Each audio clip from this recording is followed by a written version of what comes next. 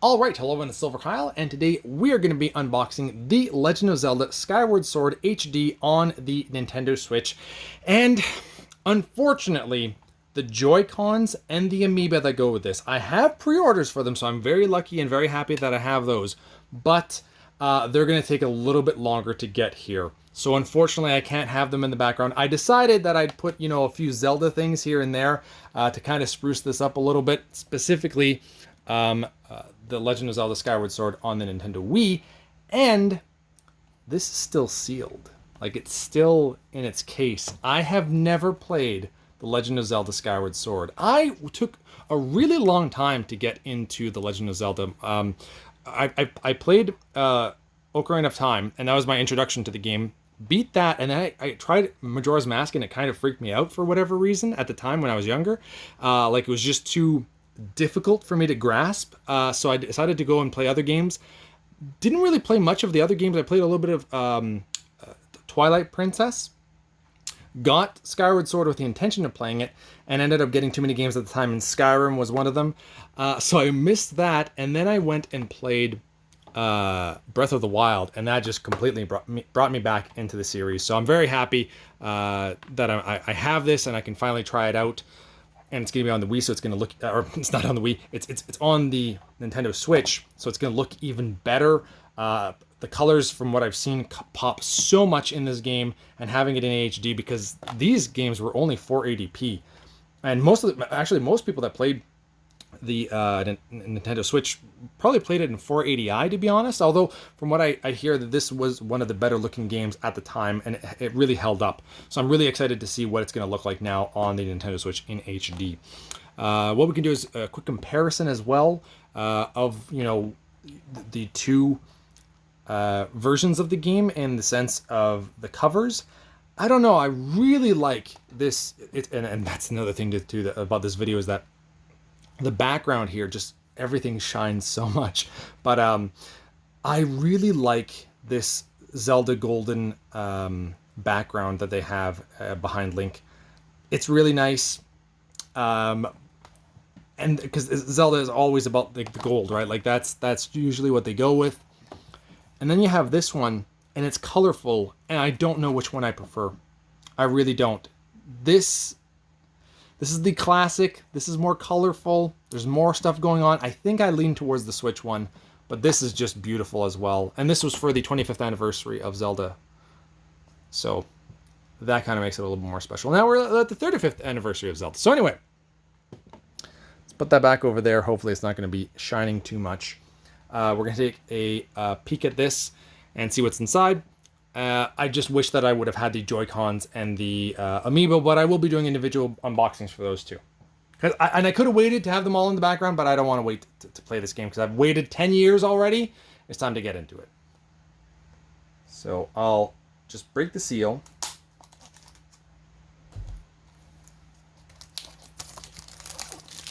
And then we'll look at everything in the back or in the spine and all that kind of fun stuff. I did a video, I think a month ago or something like that, and I was doing a Final Fantasy IX unboxing on the Nintendo Switch, and I forgot to show the spine, and somebody called me out on that, and I feel horrible because, like, an unboxing is very basic, and I didn't even do that.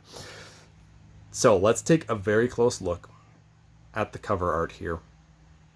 Really nice. Yeah, I think this is the one that I prefer. The colors just pop, especially once you take the plastic off. The spine. Let's compare it to some of the other Zeldas so you can kind of see. I'm going to go full out with the spine this time around. That's what it's going to look like on your shelf. That's Skyward Sword right there. That's compared to the other Zelda games. Okay, I feel a little bit better now.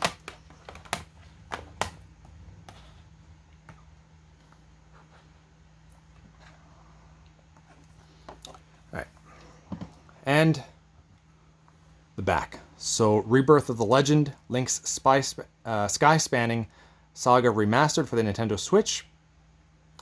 2 ways to play. So, the big thing about Skyward Sword at the time was that the motion controls were how you used the sword. And that's because the Wii mainly focused on that. And it was a gimmick. I didn't really particularly like it, but Super Mario Galaxy, I thought, did a fantastic job with the actual controls that they had with the nunchuck and the Joy-Con.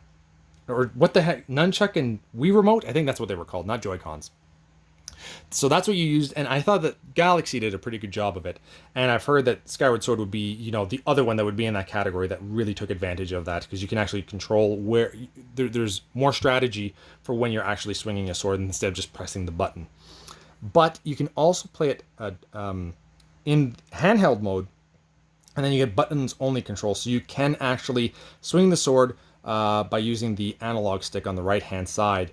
So you'd still be able to kind of choose where you're aiming, but you don't have to swing it around if you don't want to use that. And I'm going to try both, because I generally prefer just using a regular controller. I don't necessarily like using things like this unless it's something like a party game like Mario Party, for example. I think that's where these, the Wii remote, nunchuck, and the Joy-Cons really excel, is in games like that.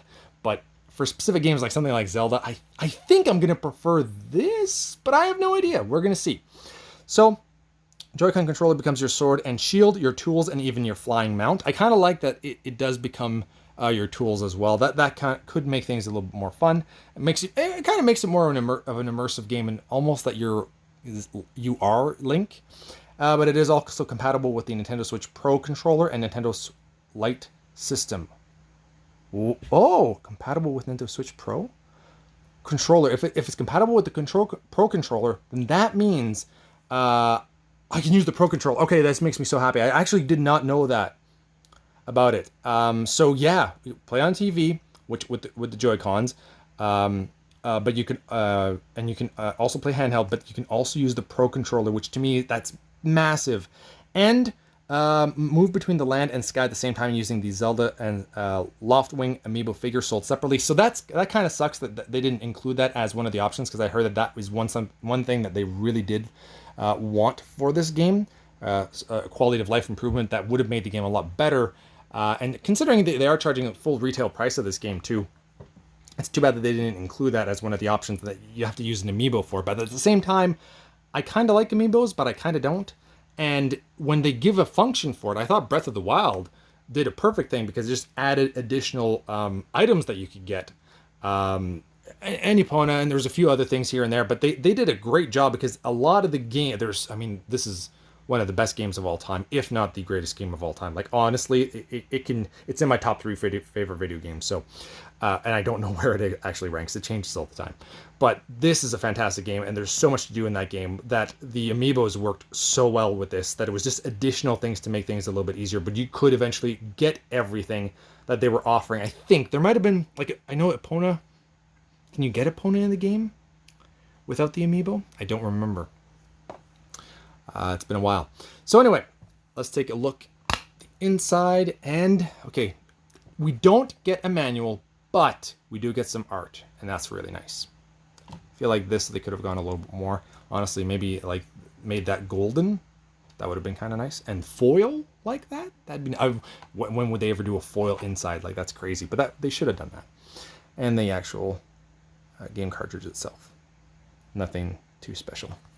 But there you go. That is The Legend of Zelda Skyward Sword on the Nintendo Switch. I'm really excited to get into this for the first time ever. And I will try to do... I normally don't... it's very rare that I do this, but I would like to do a 5 to 10 hour gameplay impressions video. So play for 5 to 10 hours, do an impressions video in about a week from now or something like that, because I know that that's usually how long it takes me to put 5 to 10 hours into a game that isn't multiplayer.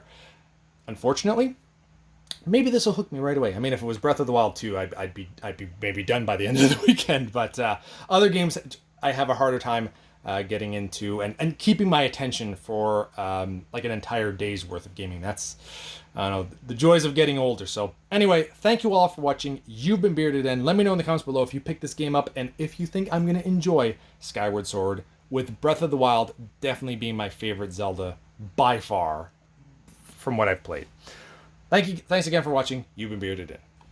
Beardage!